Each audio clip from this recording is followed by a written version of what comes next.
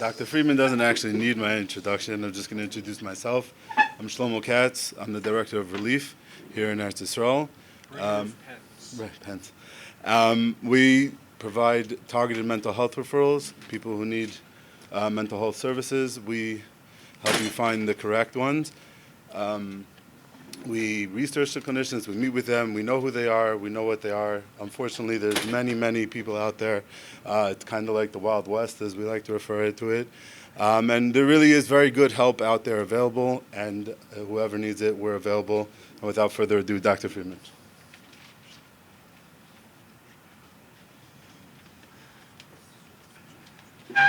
Shalom Aleichem.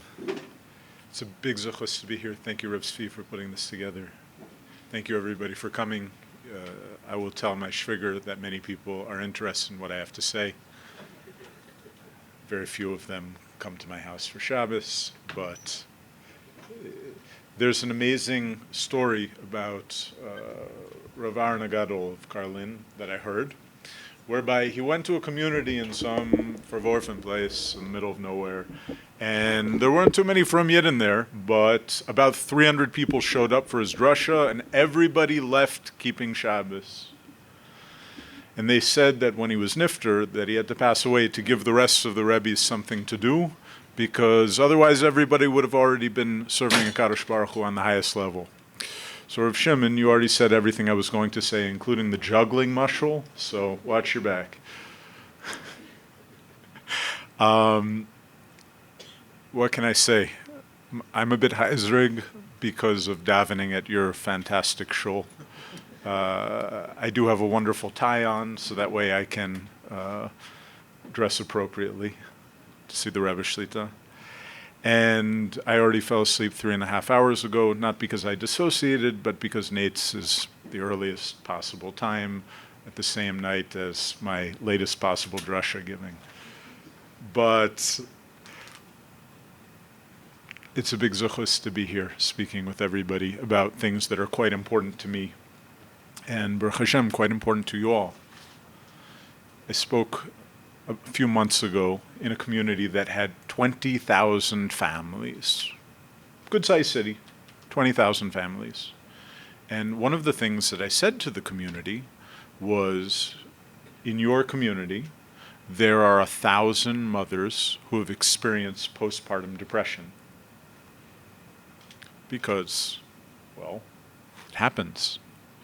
I said that there are easily 1,000 mothers and fathers who are dealing with serious mental illness, bipolar disorder, schizophrenia, and the like. I said that there are tens of thousands of children who have been traumatized and who have ADHD, who have anxiety, who have depression, who have addiction, because this is a big community, Canine Hora, and frankly, nobody escapes scot-free. There was once a big Rov who came from Europe to my office. I didn't really know why he wanted to talk with me, but I was very honored to speak with him. And I had my questions for him, and he had his questions for me. And his question for me began like this. He said, "Do you know anything about serious mental illness?" And I said, "I do." And he said, "Well, I'm very embarrassed to say this,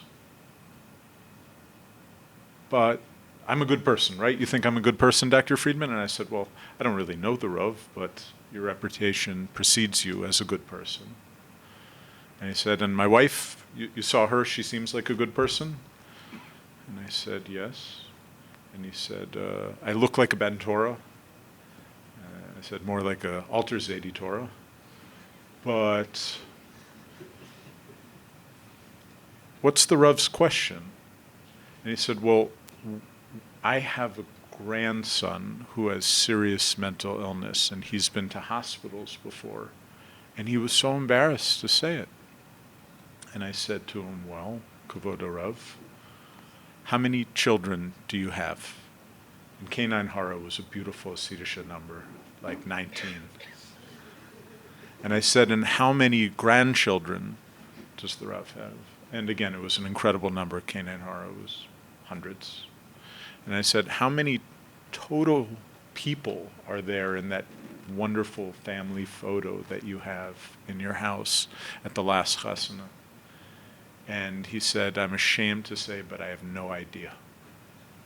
And I said, Harav, if you have one grandchild who has serious mental illness, that's not because you're not a wonderful person.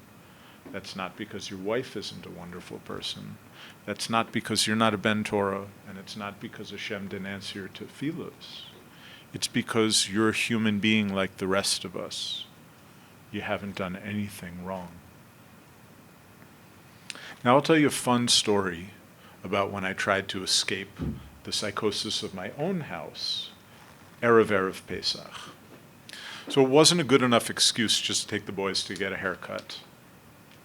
And then it wasn't a good enough excuse to go and toivel some kelim, because that only took a few hours. Luckily, I had been waiting for the phone call that I was invited to get a bracha from Ger Rebbe Shlita. I was very excited. I'd been waiting for a little while to go in and ask my question and to get a bracha for my kids. My kids said, is there really a place that you can go to get a bracha where you're allowed to shove everyone? And I said, not just shove, but shove really hard. And it was wonderful. And we shoved very hard, and we made it in. And when we got in, I said to the Rav Shlita, Kavod Rav, these are my children, can you give them a bracha? We got our bracha. I said, Kavod Rav, this is the shaila that I have about mental health. And he answered my shaila. And then I said, Kavod Rav, Has v'sholom, should anybody need, b'diavad, I'd be honored to help. And he said, Doctor, when I was a young man, it was b'diavad. But now, it's l'atchila, because a lot of people in our community are struggling. There's not a person who doesn't have someone in their house who's struggling with a mental health issue. And that's not because there's anything wrong with that community or with our community in general. That's just because these are challenges. But a very interesting thing happens, because in our community where has v'sholom somebody is struggling with a machla, the entire community comes together in an amazing way. And there's rides back and forth, and there's pizza, and there's Beis Yaakov girls babysitting, and everybody comes together to be drafted, as opposed to running away from the draft board and hafkanoting. We're there drafted to help out. And it's the most beautiful possible thing, because this is our army, the army of chesed. In our community, we are the army of chesed. This is what we do. We are there for each other in the most beautiful possible way. And has v'sholom, there's not a minute where there aren't a million yeshiva bachers waiting to help, a million Beis Yaakov girls waiting to help. Everybody in the community is throwing kugels at the dira. It's incredible. But what about the family who has a son who's missing? And he's not at Hadassah getting chemotherapy.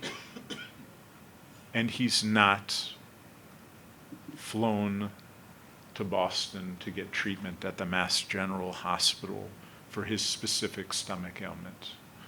What about the family that has a son who's at Ma'anei Yeshua? What about the family who has a daughter who's in a rehab? They get nothing. And it's not because the community doesn't want to help. It's because the community doesn't know. Nobody's going to say, yeah, Moshe's taking a break from yeshiva right now. Oh, what's he up to? Oh, he had a psychotic episode. So, he's just having dimyonis that he's a Gilgul of Shmuel HaNavi. That's not how this goes down. Nobody says, we were looking for the right seminary for Rochi, but instead of the right seminary, she's been cutting herself because she was sexually abused, so now she's on a farm somewhere in the middle of nowhere. That's not how we talk about these challenges. Nebuch we don't talk about them at all. And it's heartbreaking because these are the families who need it most, because nobody understands the sorrows of worrying alone. Nobody understands the sorrows of this family. Except for all of us, because there's not a single family that doesn't have somebody who's struggling. Canine horror, we come from big families. Everybody in here has somewhere between 4,000 and 85,000 uncles. Everybody in here has a lot of aunts and cousins and nieces and nephews. You can't have more than 4 grandparents. But there's a lot of people, canine horror, in our families. And the chance of somebody not struggling with a serious challenge with Brias and Nefesh, it just isn't possible. That's not how it works.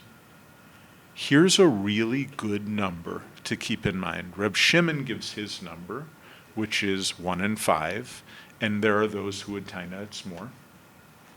My number is 1 in 3. 1 in 3 people will struggle with significant mental illness or substance abuse at some point in their life. So that means that if you look to your right, and if you look to your left, and if you look at yourself, and certainly if you're sitting next to Yossi, that you know somebody who's struggling with a mental health issue. It's just frankly impossible that you don't. Now, you might deny it. Of course, denial is not just the site of Dam and Sifardea, but frankly, yeah, that's good, we got that one. Okay, good. Okay. I'm going to circle that and plan to use it next week in Bells. This is serious stuff, and we have to be quite honest that it exists, and it will not go away on its own. Frustration will go away on its own. Being an adolescent will also go away on its own. People will grow up. This phase and that phase will disappear. But real deal mental illness is going nowhere. And the longer that we wait, the more difficult it will be to address it. And there are serious consequences. For children who have profound hyperactivity and impulsivity that do not engage in treatment, and we're not talking about necessarily taking medicines, but for children who have profound impulsivity and hyperactivity, bad ADHD, who do not receive treatment, they are significantly more likely to develop serious substance use problems. People who have depression do not end up in the hospital. People who have untreated depression for months and years do. People who have anxiety disorders and OCD do not end up getting divorced. People who have OCD that gets worse and worse, anxiety that gets more and more difficult to the point where they are not functional, do get divorced. People who have serious mental illness, bipolar disorder, schizophrenia, who are untreated, can suffer irreversible brain damage beyond the fact that some guy just rented a bulldozer to start remodeling his Dira at 4 a.m. because he hasn't slept in 3 weeks. That's also irreversible damage, certainly to your shalom bayis, if not your kitchen. I like to think about the Grand Canyon, or if you've never been to America and you're not missing out these days, perhaps the Canyon Hayadom on the way to Eilat. If I park my car 15 minutes away from the edge of the Grand Canyon and I'd like to go take a selfie with a Japanese tourist, how long does it take me to get to the end of the Grand Canyon and then back? Remember, I said 15 minutes. It takes about 15 minutes there and 15 minutes back. And yet if I descend all the way into the Grand Canyon and I go down for about an hour and hike. How long will it take me to get out once I've hiked in for about an hour? It'll probably take about 2 or 3 hours because I'll be tired and I'm climbing uphill. The longer that we wait to get help when we're talking about real deal mental illness, the harder it is to climb out. Not only for the brain itself, which is clearly struggling in psychiatric illness, but also in terms of the damage that happens to a person's self, sense of self, interpersonal relationships. It's very hard to go to your boss and say, I'm so sorry, I've been struggling with panic disorder. Can you please unfire me because I'm ready to start coming to work again? It's hard to go back to one's wife and say, I'm sorry I was so nervous and was bothering you so much about basar v'chalav for all of those years. Can you please give me another chance to walk into the kitchen? Damage is real, and damage is also something that happens to the kids. Frankly, one of the most damaging things that can happen to a newborn is to have a mother who's dealing with postpartum depression when it's untreated. Because not only is she going to struggle with getting the other kids out of the house, she's not going to be able to smile at that young kid. And that infant who's learning how to smile based on what he sees from his mother will never experience that if she has untreated postpartum depression. Something which, remind you, occurs in about 10% of women at some point in their life. And it's not because they've done anything wrong or because their husband's done anything wrong. Just some people are not so good at juggling, as Reb Shimon said. Some people are great at juggling, and they can even do chainsaws and a watermelon and all sorts of other fun things. And others, again, can juggle one tangerine. That's the genetic component. Some people are more likely, they have a genetic predisposition to experience struggles with depression, with anxiety, with OCD, panic, and trauma. We know some of these genes and others we don't know too much about as a field right now, but we know for sure that some people are born less resilient. And then they'll have stress. And of course, as Rev Shimon points out, sexual trauma in our community is one of the worst, most tragic stressors that can happen. But there are other stressors too. The stress of having a younger brother born exactly 8.5 months after you and not having the kind of love that your parents want to give you. The stress of having a broken leg and being in the hospital to have a cast on without anybody sitting with you. The stress of being in a classroom where the Rebbe doesn't understand you. There are many stressors. And at some point, everybody will break. Some break easier than others. We have to realize that it's not anybody's fault. Nobody wants to wake up and say, I would like to develop severe chronic depression. I would like to suffer from panic attacks. I would like to have obsessional thoughts all night long that I haven't locked the door, and the only thing that I can do is go to check to see if the door is locked, but I need to do it a minimum of 16 times, otherwise it might still be open. Nobody wants to jump into the dumpster because maybe they threw away Seamus. But everybody knows that guy in the neighborhood. And it's tragic because his wife is the end of every joke in that building. And his kids are known as the B'nai Seamus diver. And they already have a genetic predisposition for anxiety, and now they have the stress of being bullied by everybody else in the community. You might ask, well, Dr. Freedman, this is all well and good, but psychiatry is a crummy science. This is not cardiology. We can't just check somebody's blood pressure, and if If it's greater than 140/90, they have hypertension, high blood pressure. And if it's greater than 130/85, they have pre-hypertension. And if it's less than 120/80, they're probably okay for now. How do we diagnose mental illness when there is no X-ray, when there is no blood test?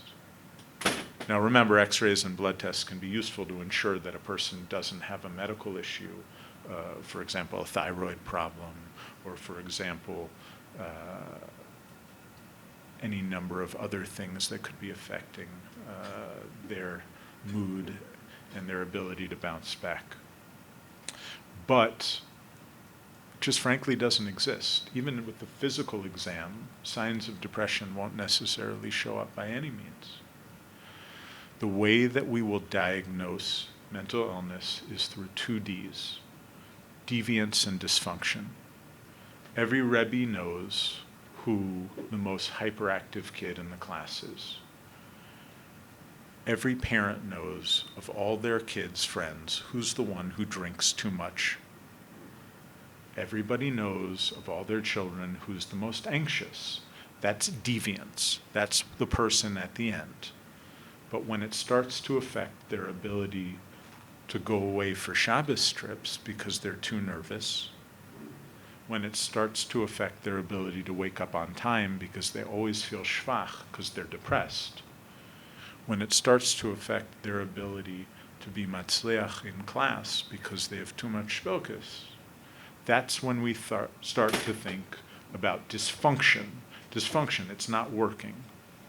So the 3 Ds, diagnosis, deviance, and dysfunction, are worth everybody keeping in mind.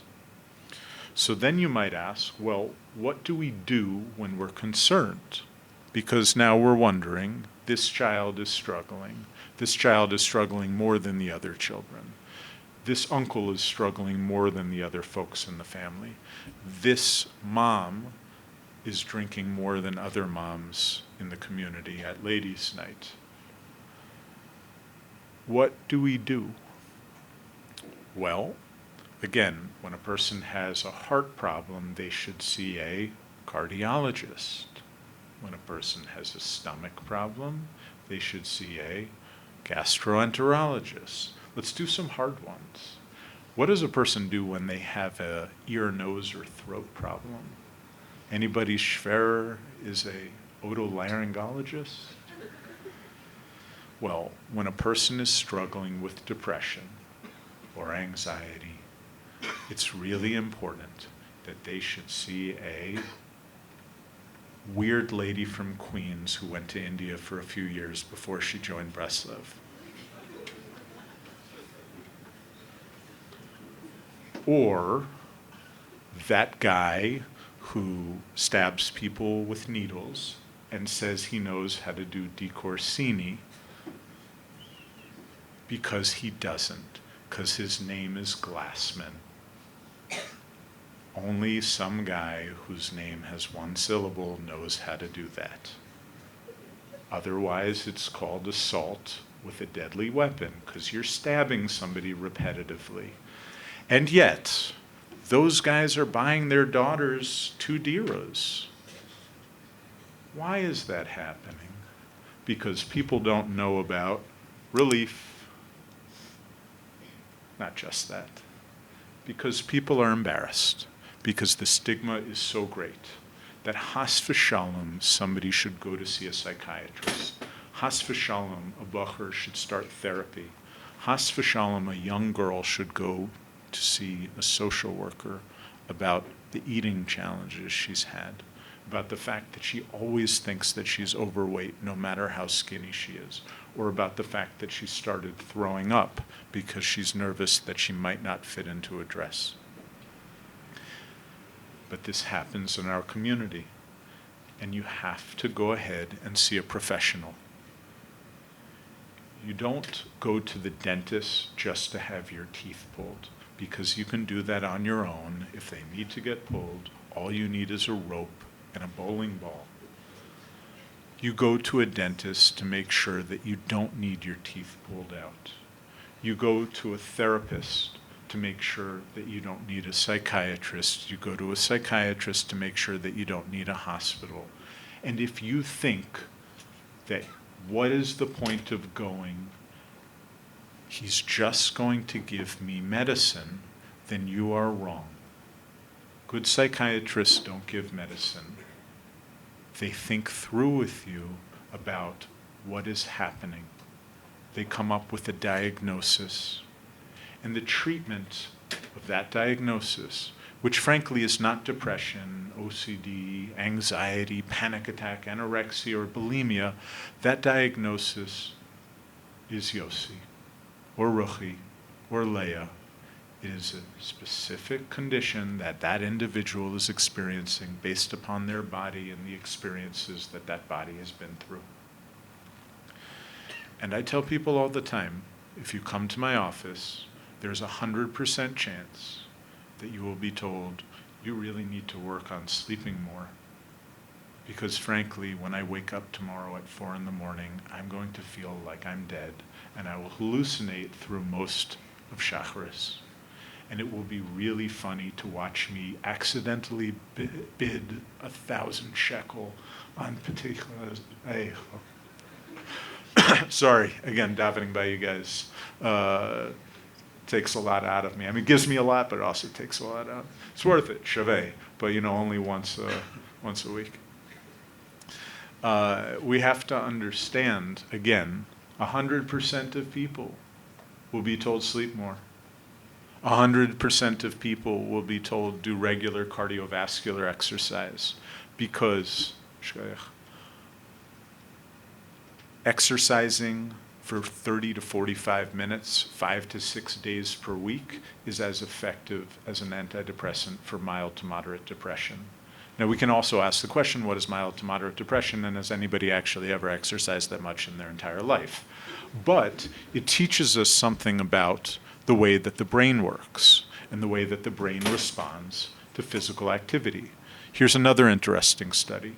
Walking for 15 minutes a week helps to prevent dementia. Now, Reb Shimon talked about starting at age 0 to prevent problems at age 15, so I'm talking about stepping in at age 35, walking once a week to prevent dementia at age 85. Prevention is enormous. But more so than this study, I'm talking about how exercise protects the brain. When the Rebbe asked me, what's new in psychiatry? I told him, there's no new pills. There's no new tools for diagnosis. What we know is that taking care of your body will protect your brain. And I told the Rebbe about mindfulness. Mindfulness practice, meditation, is something that we all do. When you breathe deeply, multiple times a day, when you learn the skills of mindfulness and relaxation, which frankly have their roots in Chazal, when you learn this, you become a more relaxed person. And mindfulness-based stress reduction techniques are shown to improve symptoms of anxiety, of depression, of OCD, of trauma. We can take care of our bodies to protect our brains. Because in the end, psychiatric illness is a brain disease. When a person has a brain disease, when their brain isn't working, and as a result of that, their left hand is shaking from Parkinson's, or they can't move their right leg due to multiple sclerosis, we send them to a neurologist.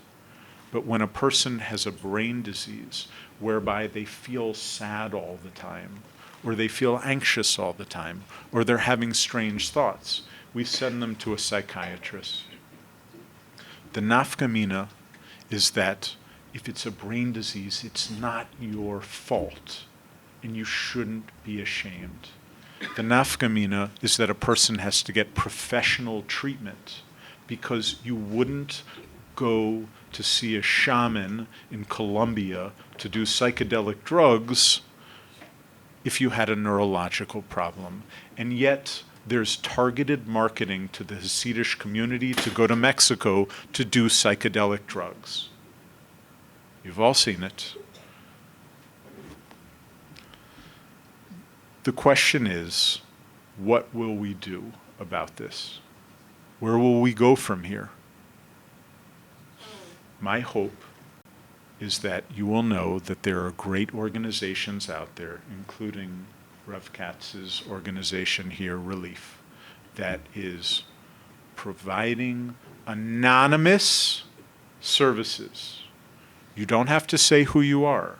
He won't even ask you who you are. And if you say who you are, he will forget because he's also tired.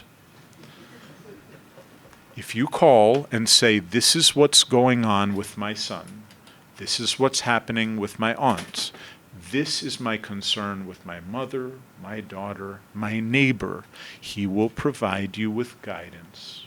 Not just, here's the name of somebody, call them, but he will say, here is how I think the family could deal with this challenge. It's not just about an address for a therapist, a psychiatrist, or a program.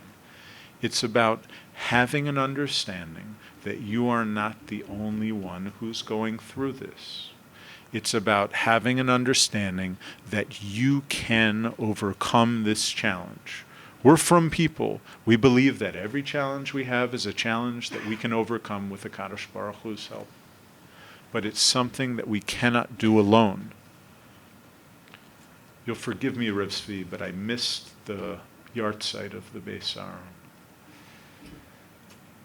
But I did hear a great story that's brought down in the Sfarim of Roshan about the Beis Aaron, whereby the Rav wanted to hear, what's the hak? What's going on outside? Any good news? So he sent out one of his grandsons. And his grandson went out to the street to find out what was happening. And he saw two very, very, very, very drunk Goyish guys stumbling down the street. And one of them said to the other, Slavik, I love you, but I'm so drunk and you're so drunk that if we don't hold on to each other, we're going to fall down to the ground and we're never going to get where we're going. Sorry. That shema was just fantastic. So he ran in to go see his Zaidi. And he said to the Beis Aaron, this is what I saw. And Beis Aaron said, what an amazing piece of news. What an amazing musar for us to take. It's entirely impossible for us to make it alone. Unless we're holding on to each other, we will fall and we will never get to where we are going. Same way that there's that family who needs a ride to the hospital for their child who's struggling with an exacerbation of Crohn's or ulcerative colitis, the same way that that family needs a Shabbos meal made for them because the father had a heart attack. The family who is struggling with a mental health issue needs that kugel, that walk with the kids to the park, that tremp to get to the hospital, that financial support from the Kuppah. There's no doubt about it that you frankly know who they are as well. Because when people are really struggling, it's tattooed on their forehead. We all know who's struggling. And you don't have to go up to them and say, just so you know, I see that you're struggling with serious mental illness in your family, and I'd like to feel like a tzaddik by telling you that I care. Rather, I would recommend saying to them in a very appropriate fashion, in case there's anything that I could ever do to be a good neighbor, just let me know. Or even better than that, just go ahead and order a bunch of catering, leave it at their door, knock, and run away. Don't go ahead and ask them. Just send your daughter to get their daughter to bring her to the Benos program. Don't ask, just go get their son and bring him to the Tish. You don't need to be nervous about this, because when you're embarrassed of it, that perpetuates stigma in our community. When you act like the mensch that you know how to be, it decreases the stigma in our community. Rav Moshe Leib Sassover said, you have to go ahead and be a kofar. Don't wait for somebody else to go ahead and help that yid. Don't say, Hashem, I know you're going to take care of that family. Be a kofar. Go ahead, v'chol levavcha, and help that yid in need. Because nobody else is going to do it. It's a meis mitzvah. And when you start helping, that family might just have that extra infusion of emunah, that extra 5 minutes of sleep, that extra smile on their daughter's face that allows them to survive these challenges. It's not too late, just kidding. But I'll tell you a great story anyways.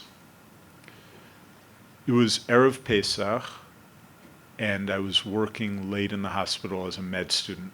I really wanted to get a good residency program, so that way people would think that I had good training, so I'd be able to sit next to Reb Shimon one day. I planned this out in advance. So I was not afraid to work that Erev Pesach. And my wife gave me her bracha, but we were going out to family for the Suda. So I went ahead, and I pulled my car off to the side of the road when it was Shkia, and I put on my kittel, and I started walking. And the fastest way from the hospital back to where I was going was by the woods, but I had to stop my car, because, Chag. And I stopped my car, and I had my kittel on, and I started walking through the woods. And I came out through the woods, and I saw a couple of kids walking, college kids talking about this, that, and the other. And I had some chush that maybe they were Yidden. So I said to them, no, you have a place to go for Pesach Seder? And one kid looked to the other with that look that he was hallucinating, and not from drugs, but maybe just because it was a weird experience, and said, yeah, actually, we do have a place to go. And I said, okay, well, good yontif. And I continued walking, and I went to the Seder. It was a very uneventful Seder. It was nice, but it was not particularly interesting. And I didn't think too much about anything until the next day, when I came back from davening. The local Chabad Rebbitzin was sitting with my wife and the Ganser family, schmoozing about their Seder and all of the Bucharim and the college students that they had had. And she was saying, what an amazing nace that happened in our city, because Eliyahu Hanavi was mamish here. He came out of the woods and invited 3 of our students to go to Pesach Seder with him, and they weren't really sure if they were going to come to Pesach Seder or maybe go to a bar. Who knows what they were going to do, but they said, if Eliyahu Hanavi is asking us to go to Seder, we'll just go to the Rebbe's. We'll go to Chabad. Now, of course, my dear friend Ori had to spoil this and said, what did he look like? And what woods? Was the woods over there? Was he tall? Did he have a beard? Yeah. Super bald? Looks like Mr. Clean became a Chabadnik? Oh, yeah, that's Yaakov. And I had walked in, and the local Chabad Rebbitzin saw, yeah, that was probably you from the way they described it. Now, the point of the story is not self-deprecation as a means of building one's fractured self-esteem. Rather, the point of this story is you have the ability to be Eliyahu Hanavi. And all you have to do is be a mensch and ask, is there anything I can do for you right now? You have no idea how many lives you can save. When we look at the big picture, if you just aren't afraid to ask, what can I do to be helpful? So in Yirtzeh Hashem, we should all be zocheh to help a lot of people together as a community. Good night.